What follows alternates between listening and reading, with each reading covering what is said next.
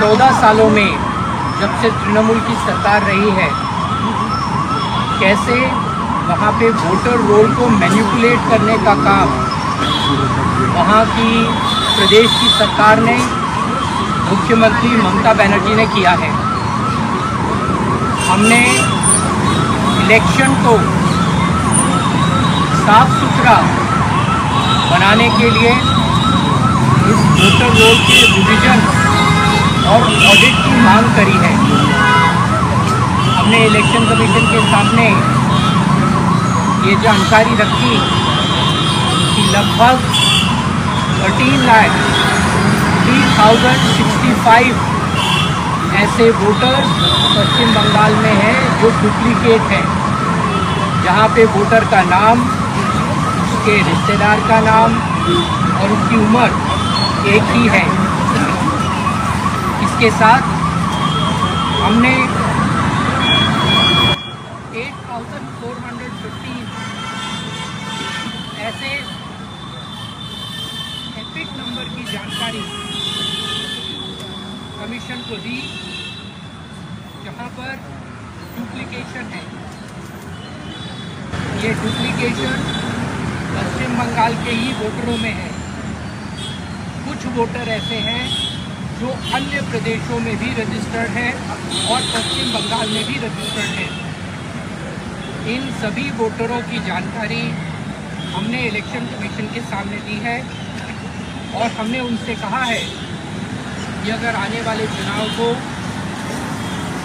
Violence free रखना है, fair और ट्रांसपेरेंट रखना है, तो पश्चिम बंगाल के वोटर रोल के रिवीजन की आवश्यकता है, ऑडिट की आवश्यकता है।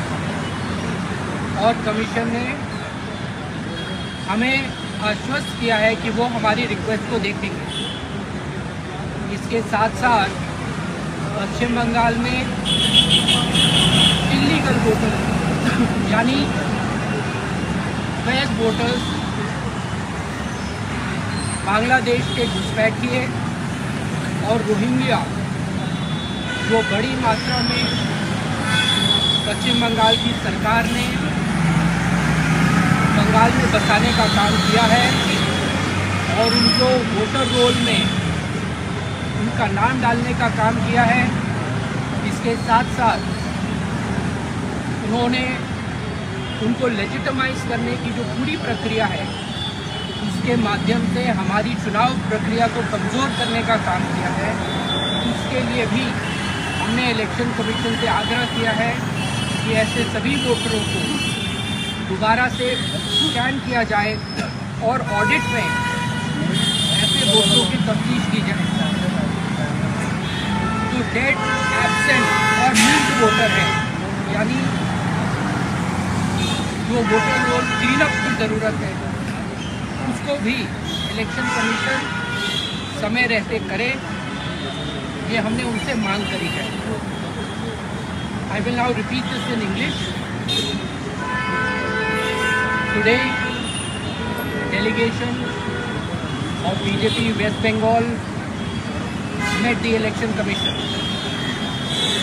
We emphasized on the need for an audit and voter roll revision.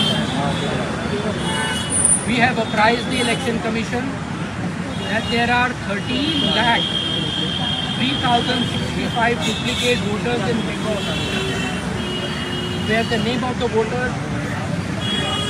relative name and his age are the same. We have also pointed out to the Election Commission that there are about 8,415 voters with similar epic numbers. Almost 7,200 are voters in Bengal. Another 300 to 400 voters have same epic number and are registered as voted in Bengal in other states. Over the last 14 years, Mamata Banerjee and her government have systematically infiltrated the voter roll with illegal Bangladeshis and Rohingyas. We have also impressed upon the Election Commission to look at cleaning up the voter roll and identifying these illegal voters so that our democratic process is not compromised. We also brought the Election Commission's attention to the violence that marked the electoral exercise in West Bengal. The Election Commission has assured us that they will look into our demands and take appropriate steps.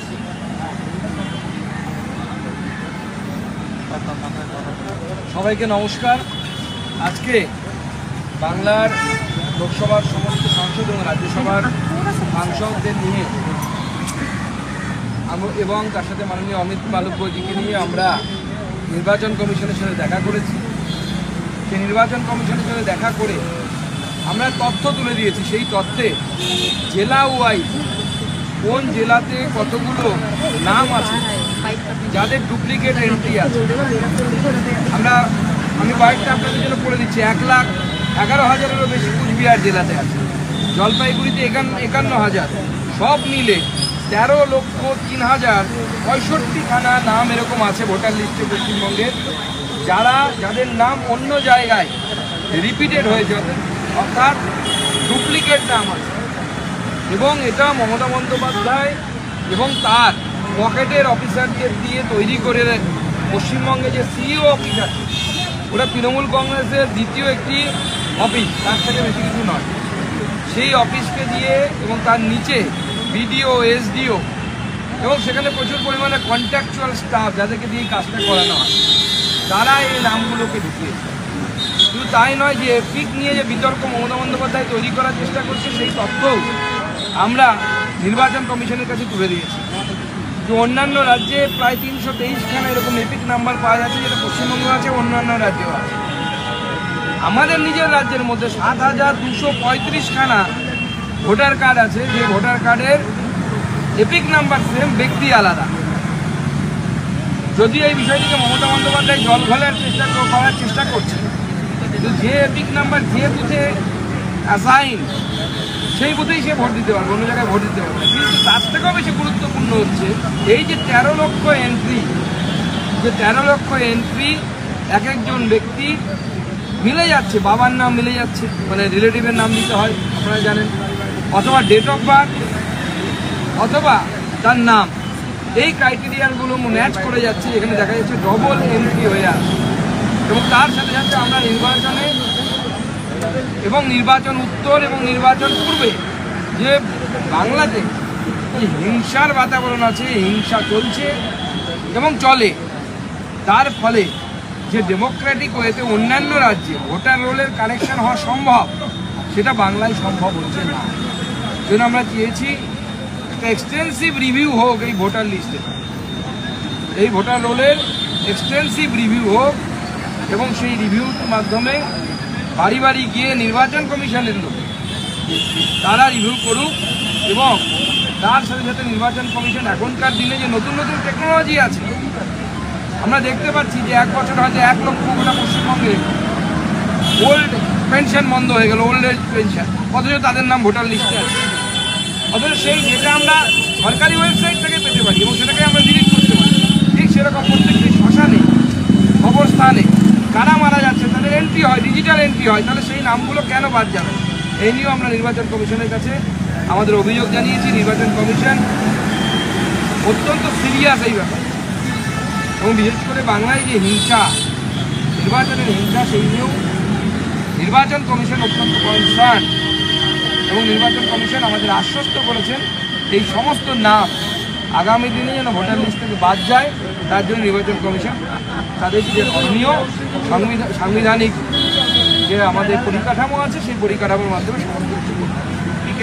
কথা আপনারাও বলছেন, বিজেপিও বলছেন, কিন্তু এই ক্ষেত্রে যেটা তৃণমূল দাবি করছে যে যারা এই ভোটার নেপথ্যে আছে তাদের শাস্তি হওয়া উচিত, আপনাদের কি এটা মনে করছেন? দেখুন, প্রথম কথা হচ্ছে ডুপ্লিকেট এপিক বলে তৃণমূল যে জল ঘোলা করার চেষ্টা করছে। আমি আগেই বললাম যে আমার নামে যদি, আমার এপিক কার্ড যদি এক হয় আপনার সাথে, আপনি আমার বুথে ভোট দিতে পারবেন, আমি আপনার বুথে ভোট দিতে পারবেন, আপনি আপনার বুথে ভোট দেবেন, আমি আমার বুথে ভোট দেবো। এটা অত বড় সমস্যা নয়। জল ঘোরা করে অন্য জায়গায় তিনি ঢাকতে যাচ্ছেন। সমস্যা যদি দুটো অ্যাসেম্বলিতে আমার নাম থাকে, আমার ছবি থাকে, আমি এক জায়গায় ভোট দিলাম, ফার্স্ট ফেজে ভোট দিলাম উত্তরবঙ্গে, থার্ড ফেজে গিয়ে ভোট দিলাম দক্ষিণবঙ্গে, হয়ে গেল কাজ। এইটা বেশি গুরুত্বপূর্ণ। আর শাস্তি কাকে দেবেন? ভোটার লিস্ট কারা তৈরি করে? সিইও তৈরি করে। সিইও অফিস ইলেকশনের সময় বাদ দিয়ে কেন্দ্রীয় নির্বাচন কমিশনের সামনে না, মানে আন্ডারে না। সিইও কিভাবে নিয়োগ হয়? মুখ্যমন্ত্রী 3খানা নাম পাঠাবেন, সেখান থেকে এনারা একটা নাম সিলেক্ট করবেন। তো মুখ্যমন্ত্রী 3খানা নাম পাঠাচ্ছে। সিইওর নিচে কাজ করে ডিএম, ডিএম এর নিচে কাজ করে এসডিও, বিডিও। বলুন এর মধ্যে কোনটা বিজেপির বা অন্য কারো লোক আছে? সবাই তো দিদিমণির লোক। দিদিমণি আমাদের রাজ্যে এমন আইএস অফিসারদেরকে বছরের বছর শান্টিং করে রেখেছেন, ডিএম হতে দেননি যারা দিদিমণির কথা শোনে না। আমি নাম বললে নাম দিয়ে দেবো। অতএব উনি তাদের বংশগত অফিসার, পকেটে যিনি থাকবেন তাদেরকে তিনি সব জায়গায় বসান। নির্বাচন কমিশনের উপরে যে আরোপ লাগানোর চেষ্টা করা হচ্ছে, কোনো চান্সই নেই, পুরোটাই রাজ্য সরকারের হাতে। ধন্যবাদ। সুকান্তদা, হ্যাঁ একটা প্রশ্ন, তৃণমূল কংগ্রেসের তরফ থেকে যেটা বলা হচ্ছে যে তারা নির্বাচন কমিশনের কাছে আসবে, এটা জানতে পারার পর আপনাদের অস্বস্তি বেড়েছে, তার কারণ তারা তথ্য তুলে ধরেছেন, সেই কারণে আপনারা তাদের 1 ঘন্টা আগে এসে নির্বাচন কমিশনে এসে পৌঁছান।